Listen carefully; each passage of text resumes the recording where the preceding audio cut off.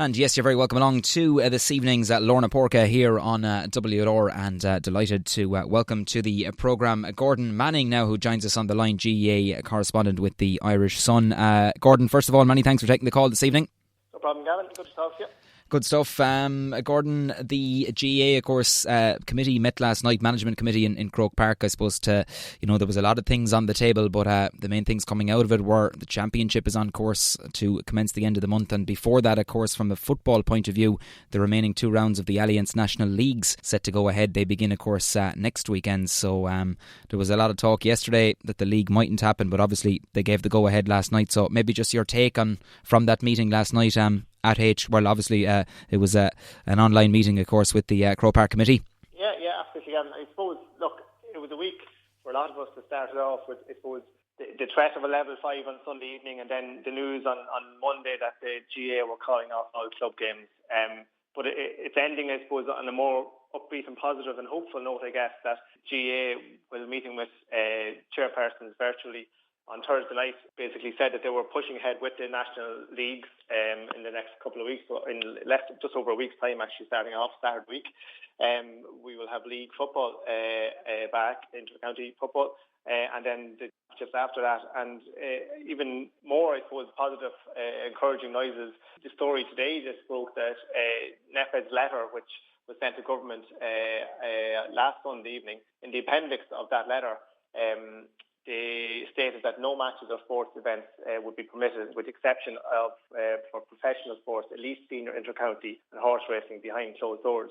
So NEFED's recommendation, even moving to level 5, was that senior inter-county football and hurling would be allowed. So that's encouraging, even if we're to move to a situation of level 5 in the coming weeks, and we all hope we don't, but that NEFED are recommending that even in that scenario that we still would have inter-county games. Yeah, that's a big positive, and I know at the minute, like, public health is the important thing, and I suppose for us GAA fans who've been craving it, I suppose, for so long, and looking forward to senior inter-county teams, that it's going to shorten the winter for a lot of people, Gordon, who obviously won't be able to attend the games, but with streaming services now and TV and local radio, it's a chance for them to engage in that again.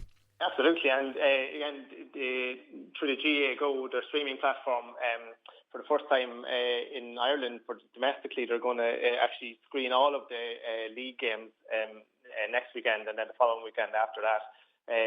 So any of the games aren't live on Irish television.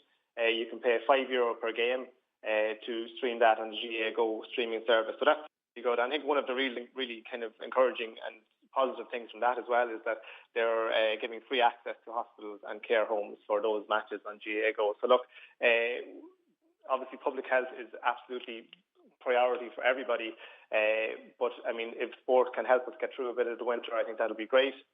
If we can't get to matches, well, then there seems to be options for us there that we can watch matches from the safety of our couches, I guess. Yeah, absolutely. Now, there's a lot of talk about the latter football fixtures, and I know it came up last night that some counties were calling for neutral venues with the amount of travel involved, particularly up the north. I think over 1,000 cases today, which it isn't good to see, but I suppose that will have an impact as well. You saw Fermanagh, of course, shut down activities. I know they're due down to come to Ennis next weekend for Clare, and looking at our own county here in Waterford, I know they're due to head to Antrim for their final round of the league. So there's a lot of questions still to be answered on that front, I think, Gordon.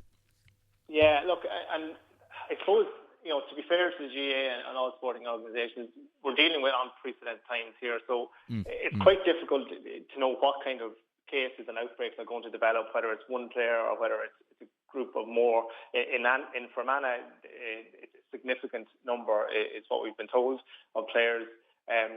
They have looked for that game to postpone and to be put back. So yeah, look, you mentioned the Waterford footballers there, Gavin, and obviously they don't have the first the round 6 game due to be against London, and that's obviously off. And the Antrim game now, where you look at the number of cases they have in the north at the moment, is worrying.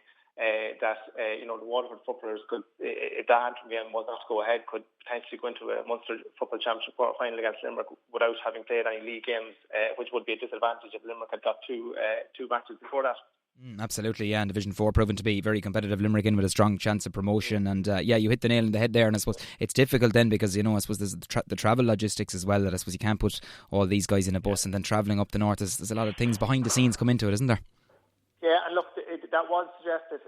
My understanding is that a number of the county chairpersons at the meeting on Thursday night spoke of and suggested neutral venues for some matches to cut down on travel and even when it came to hotel stays and stuff like that. But the GAA were not really for moving on it, and centrally the CCC want to push ahead with home and away fixtures, as has been the case in the previous, I suppose, 5 rounds up until now.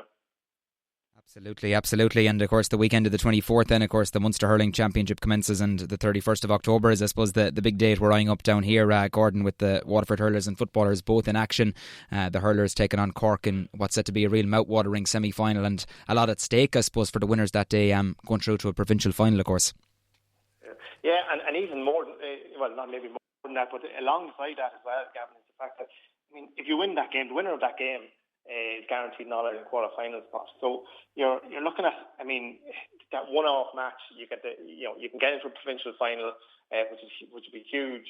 But you also have the benefit of not maybe going through that kind of week-by-week game, whereby if you go into the qualifiers this year, like, it's really week on week on week on week. You don't have a break, and that will be tough on a panel of whether players pick up injuries and stuff. So it's a huge game, absolutely. And look, it'll be interesting to see how, I suppose, on the hurling front, and James O'Connor made this point during the weekend. I thought it was quite correct. If you look at last year's All-Ireland hurling semi-finalists, all 4 of those teams still have the same management set up, same managers in charge.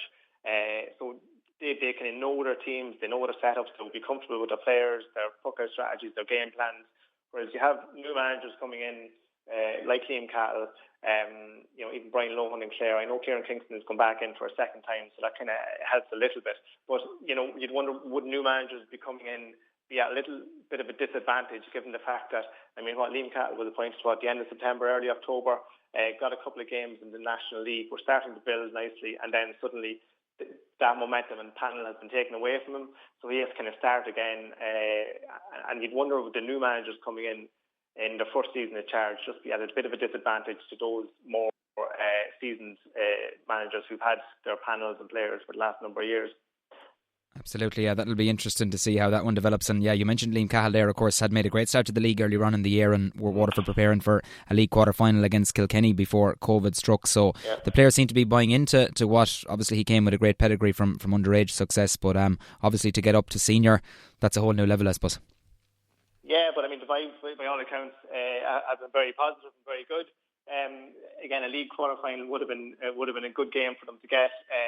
I know there's been a bit of talk about Davy Fitz in particular has come out. I suppose he is a dog in that fight, but Davy Fitz has come out to look for the GAA not to use the Limerick-Clare Munster Championship clash to double up as a league hurling final, and Davy was hoping that the league could be pushed back until maybe even the start of next year, the league quarter-finals, so that those could be played off properly. But I can absolutely understand where the GAA are coming from in this, trying to get the league played off this year at all possible. Limerick and Clare did top their respective divisions, so look, I think it's fair enough that game doubles up as the Munster Championship clash and also as a league final. But for Waterford, it would have been nice to get a league quarter final.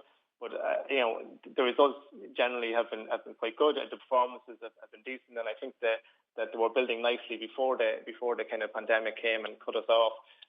But all eyes for Liam Cahill and the Waterford players now will be on the game against Cork. And look, over the years, I mean, to be fair, that Waterford team would not show any fear of Cork. There's been some classic matches between them over the years, and it's a huge game because, as we discussed, the benefits and for winning that match, a provincial an All-Ireland quarter-final and a provincial final, it's a huge game.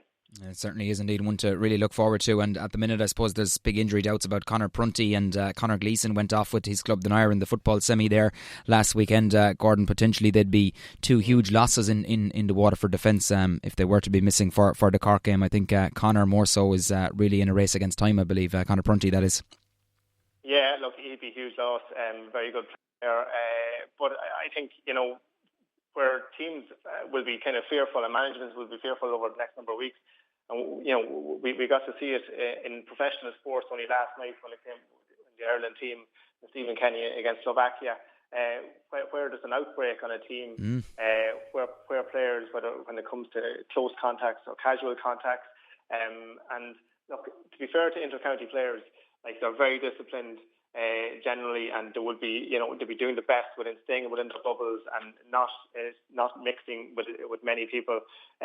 But you could just be unlucky, and if you get one case, and if that's to a key player, or if you get a number of cases to key players. So, managers up and down the country will just be keeping their fingers crossed that they don't lose key players or any players in the week leading up to matches, because you could end up with some teams entering games, which could happen to Fermanagh footballers, entering a league game really, really underprepared. Yeah, it's going to be a challenging couple of weeks, but touch wood, everything can remain on course. And I suppose, as you hit the nail on the head, Gordon, at the start there, of course, the GAA coming out earlier in the week, pulling all club games, and in fairness to all boards around the country, they were on course with a lot of their championships. Just unfortunate that some of them haven't been completed, but hopefully they can get back to it. I suppose when your inter-county team goes out, or what a lot of counties have done during the week is obviously said, look lads, we're going to play these in January 2021. Yeah, look, with that as well, I could understand why the GAA did it. I can also see why clubs and county boards would be frustrated when they could see the end line themselves, the end line in sight themselves. Most counties that were still left, and there was probably less than a dozen senior county finals to be played. Like, you're only talking a week, 2 weeks maximum left to get those played off. But the GAA had been coming under pressure really in the last number of weeks when we've seen some of the videos and photos of, I suppose, the post-match celebrations that have kind of accompanied county final wins.